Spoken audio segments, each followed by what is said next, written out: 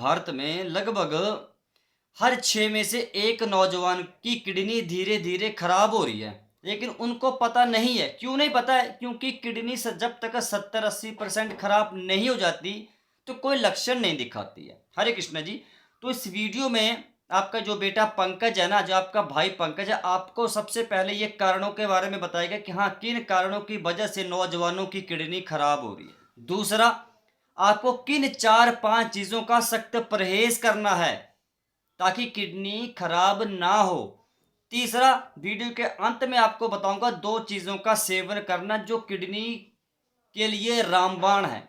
तो पहले मैं बात करूंगा भैया किडनी खराब क्यों हो रही है। देखिए, अगर आपका भी ब्लड प्रेशर हाई है, अगर आपका बीपी बहुत ज़्यादा हाई रहता है, 120/80 से ऊपर रहता है लंबे समय तक, तो फिर इससे किडनी के ऊपर बहुत ज़्यादा अनावश्यक दबाव पड़ता है। अगर बहुत ज़्यादा दबाव किडनी के ऊपर, गुर्दों के ऊपर पड़ेगा तो किडनी अच्छे तरीके से आपके शरीर के अंदर जो आपका ब्लड है, जो खून है, उसको साफ नहीं करेगी। अगर शरीर में जो आपका खून है वो अच्छे तरीके से साफ नहीं होगा, फिल्टर नहीं होगा, तो सारा गंद आपके शरीर में जमा होगा। धीरे धीरे धीरे शरीर में सूजन आना शुरू होती है और लास्ट में एक क्रिएटिनिन बहुत ज़्यादा बढ़ना शुरू हो जाता है। तो इसलिए बीपी को नॉर्मल रखना बहुत ज़्यादा ज़रूरी है। दूसरा, अगर आपको डायबिटीज़ है, शुगर बहुत ज़्यादा हाई रहती है या आप मीठी चीज़ें बहुत ज़्यादा खाते हैं, तुरंत बंद कर दीजिए। ठीक है, मीठी चीज़ों का सेवन तुरंत बंद।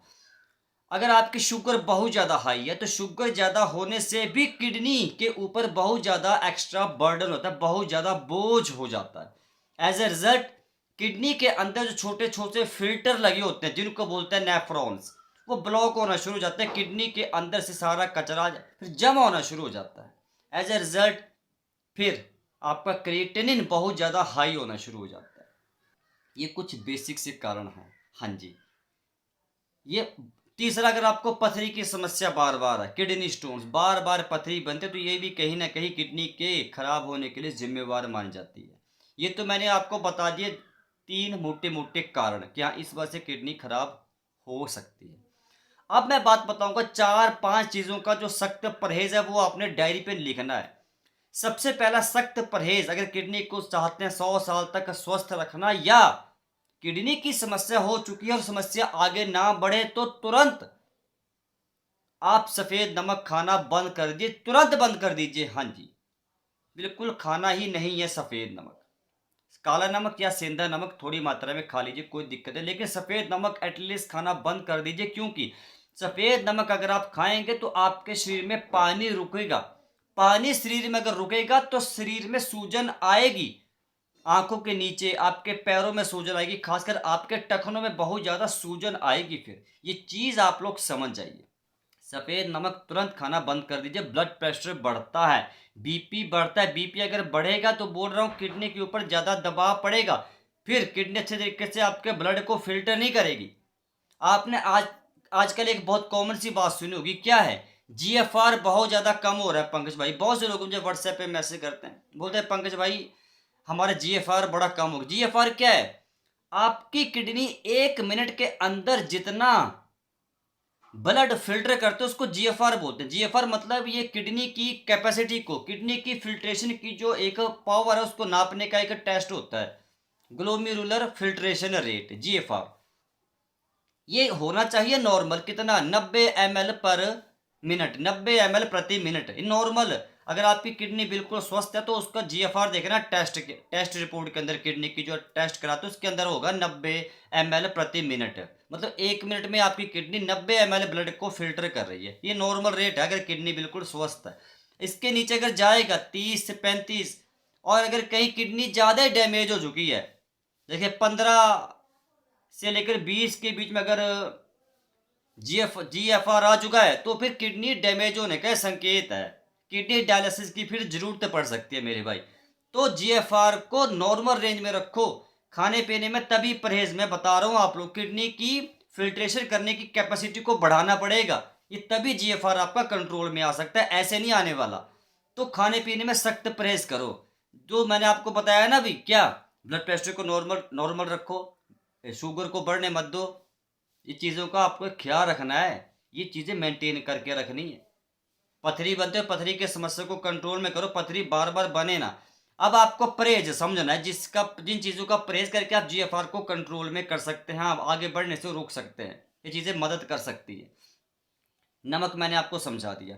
दूसरा जो सख्त परहेज है वो होता है राजमा, जिनको आप राजमा बड़े चौप से खाते हैं, लेकिन आपकी जानकारी के लिए बताऊँ, राजमा की दाल आप जब घर पे बनाते हैं तो इसमें सबसे ज़्यादा पोटेशियम होता है, और जितना ज़्यादा पोटेशियम शरीर में जाएगा उतनी ही किडनी आपकी कमज़ोर होना शुरू हो जाती है। तो इसलिए आपने राजमा की दाल घर पर बना के नहीं खानी, क्योंकि इसमें पोटेशियम ज़्यादा है। आपके किडनी का काम आपके शरीर में से पोटेशियम को, सोडियम को बाहर निकालने का है। तो आप जब अनावश्यक पोटेशियम शरीर में ले रहे हैं तो किडनी के ऊपर दबाव पड़ रहा है। बस किडनी आपकी पहले से 40-50% खराब है, आप और किडनी को खराब कर रहे हैं। तो हाथ जोड़ के विनती है, राजमा की दाल खाना बंद कर दो। इसकी जगह पर हेल्दी ऑप्शन है ना, मूंग दाल खाओ। मूंग दाल पचने में भी हल्की होती है ना, बहुत जब किडनी को भी साफ सफाई करने में बड़ी मदद, किडनी को भी डिटॉक्स करने में आपकी मदद कर। मूंग दाल की दाल खाओ ना, मूंग दाल खाओ ना, खिचड़ी बना कर खा लो, आप क्या दिक्कत है। हमारे घर में बुजुर्गों ने एक चीज़ बनाई थी, जब भी बीमार पड़ जाओ तो भैया खिचड़ी बनाओ। क्यों? अरे मूंग दाल बड़े कमाल की है। हाँ जी, ये पूरे टॉक्सिन्स को बाहर निकालने का काम करती है। तो राजमा की दाल आपने कभी नहीं खानी। दूसरा, पचने में भारी है, शरीर में इससे गर्मी बढ़ सकती है, पित्त बढ़ सकता है, तो इसलिए राजमा की दाल खाना तुरंत बंद कर दो। मोटा मोटा जिस भी खाने पीने की चीज़ में पोटेशियम ज़्यादा वो नहीं खाना, समझ के मेरे कहने का मतलब। तीसरा जो सख्त परहेज है वो होता है सफ़ेद चीनी। हाँ जी, सफ़ेद चीनी अगर ज़्यादा खाएंगे, सफ़ेद चीनी ज़्यादा खाएंगे तो फिर आपकी किडनी ज़्यादा पेशाब बनाएगी। क्यों? क्योंकि आपकी किडनी को इस सफ़ेद चीनी की ज़रूरत नहीं है। अगर आप, हो सकता है सफ़ेद चीनी आप वैसे डायरेक्ट ना खाते हो, लेकिन आप जो डिब्बाबंद फलों के जूस घर पर ले आते हैं ना तरह तरह के, उनमें एक्स्ट्रा चीनी होती है। पढ़ लेना, आप डिब्बे के ऊपर लिखा होगा शुगर कितनी है। तो वो चीनी जब शरीर के अंदर जाएगी तो आपकी किडनी को जरूरत नहीं है, तो किडनी ज़्यादा पेशाब बनाएगी ताकि इस एक्स्ट्रा चीनी को बाहर निकाल सके। ये पॉइंट आप मेरा समझिए, इस पॉइंट को कैच करिए, डायरी पे लिखिए। इसलिए पैक्ड फ्रूट जूस नहीं पीने। ओवरऑल सफ़ेद चीनी से बनी कोई चीज़ आपने नहीं खानी, अगर चाहते हैं किडनी को हेल्दी रखना। तो जीएफआर कंट्रोल में आ सकता है, लेकिन आपको चीज़ों का परहेज करना पड़ेगा, ऐसे नहीं मेरे भाई। हाँ जी, ये 3 आपको सख्त परहेज के बाद, सख्त जो परहेज है वो होता है एक लाल मांस। अगर आप खाते हैं ना रेड मीट तो तुरंत खाना बंद कर दो, इसमें सैचुरेटेड फैट्स भर भर के हैं। ये सैचुरेटेड फैट्स, पहली बात तो आपका शरीर 60 साल के बाद पचा नहीं पाएगा, नहीं पचाएगा तो भैया शरीर में सड़ेगा, और क्या। अब पाचन खराब होगा, फिर पाचन खराब होगा तो किडनी के ऊपर ज़्यादा दबाव पड़ेगा, किडनी क्या फिल्टर करेगी, नेफ्रॉन्स, किडनी के जो फिल्टर है वो ब्लॉक होना शुरू हो जाएंगे, बस फिर शरीर में क्रिएटिनिन बढ़ता है। तो बात समझिए, लाल मांस या मांस किसी तरह के आप लोगों ने खाना नहीं है। समझ के मेरे कहने का मतलब। अब जो अंतिम परहेज है, जो सबसे सख्त परहेज है, आपने रात को सोने से पहले पानी पीना, और दिन में लगभग 1.5-2 लीटर पानी आपको पीना है, इससे ज़्यादा पानी आपने पीना नहीं है। यहाँ वहाँ की बातें सुनकर आप लोग 3-3, 4-4 लीटर पानी पीना शुरू कर देते हैं। आपको जानकारी होनी चाहिए कि ज़्यादा पानी पिएंगे तो किडनी आपके पहले से ख़राब है, फिल्टर नहीं कर रही, ज़्यादा पानी पिएंगे तो किडनी के ऊपर और ज़्यादा प्रेशर पड़ेगा, फिर किडनी खराब होने के चांस और ज़्यादा बढ़ गए। ये बात मैं क्लियर बोलता हूँ, 1.5-2 लीटर पानी सफिशिएंट है, इससे ज़्यादा पीने की ज़रूरत नहीं है, रात को खासकर पीना नहीं है। लेकिन ध्यान समझ गए ना मेरी बात आप लोग। ये चीज़, आप इन चीज़ों का सख्त आपने ध्यान रखना है, परहेज़ करना है। अब वादे के मुताबिक जो मैंने आपको बताया था, वीडियो के एंड में, वीडियो के लास्ट में आपको एक मैं ऐसी चीज़ बताऊंगा जो किडनी के लिए एक वरदान है, जो संजीवनी बूटी की तरह काम करती है। हाँ जी, वो क्या है?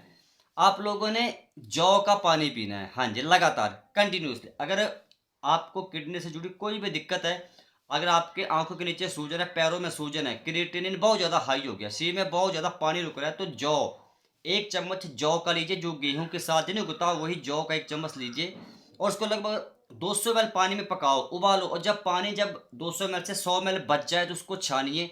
सुबह खाली पेट जौ का पानी पीना चालू कर दी। यकीन मानिए, जौ आपके शरीर में से एक्स्ट्रा पानी को बाहर निकालने का काम करता है।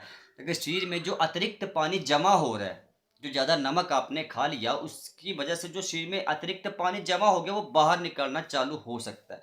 जौ का पानी बहुत कमाल की चीज़ है। अगर एक्स्ट्रा पानी शरीर से बाहर निकल गया तो शरीर की सूजन ऑटोमेटिकली कंट्रोल में आना शुरू हो सकती है। तो ये बोनस चीज़ मैंने आप लोगों को बताई, बहुत कमाल की चीज़ मैंने आप लोगों को बताई। जीएफआर कंट्रोल में आ सकता है, कोई मुश्किल वाली बात नहीं है। खाने पीने में सख्त आपको परहेज करने पड़ेगा। और लास्ट में एक बात बोलना चाहता हूँ, अगर आप भी अपनी मर्जी से केमिस्ट के पास जाके पेन किलर की टैबलेट्स लाते, दर्द निवारक गोलियां, दर्द को घुटनों के दर्द की, सर के दर्द की गोलियां बिना डॉक्टर की पूछे आप खाते हैं, तो ये भी आपकी किडनी को खराब कर सकती है। क्योंकि जब आपके शरीर को इन देखो, एक बात बता दूं, अगर आप अपने आपको सर में, आपके घुटनों में कहीं दर्द है, ठीक है, उसको रूट कॉज को पकड़ो, जड़ को पकड़ो, डॉक्टर के पास जाओ, थोड़ा टेस्ट वगैरह होंगे। और कितना खर्चा, कोई ज़्यादा खर्चे तो आएगा नहीं। आपने डॉक्टर आपके डॉक्टर ने जड़ को पकड़ लिया, बस जड़ का इलाज करेगा। फिर वो अपनी मर्जी से दर्द निवारक गोलियां मत खाओ। केमिस्ट के पास जाए, मेडिकल स्टोर पे गए, तुरंत ले आए, खाली नहीं। डॉक्टर के पास जाओ, उससे पूछो भैया हमें दर्द हो रही हो, आपके कुछ टेस्ट होंगे, मैं बता रहा हूँ, उस हिसाब से दवाई खाओ। फिर नुकसान फिर नहीं हो सकता। अपनी मर्जी से जब आप दर्द की गोलियां खाते, फिर नुकसान हो सकता है फिर। तो इस सारी बातों का ध्यान रखिए। आपका जीएफआर कितना है मुझे कमेंट में लिख के बताना फिर आपको, और मैं व्हाट्सएप पे मैसेज कर देना। और मैं जो एक किताब बनाया हूँ, ई बुक या पीडीएफ, प्रोस्टेट से परेशान पुरुषों के लिए, भैया कमेंट में अगर आपको किताब चाहिए तो मुझे व्हाट्सएप पे मैसेज कर दो कि पंकज भाई हमें 999 रुपये इसका मैंने एक मूल्य रखा है, तो मंगवाइए। आपकी ज़िंदगी का सवाल है, और इन सब बातों का ध्यान। और आपका जीएफआर कितना है कमेंट में लिख कर बताना। हरे कृष्ण जी, राम राम।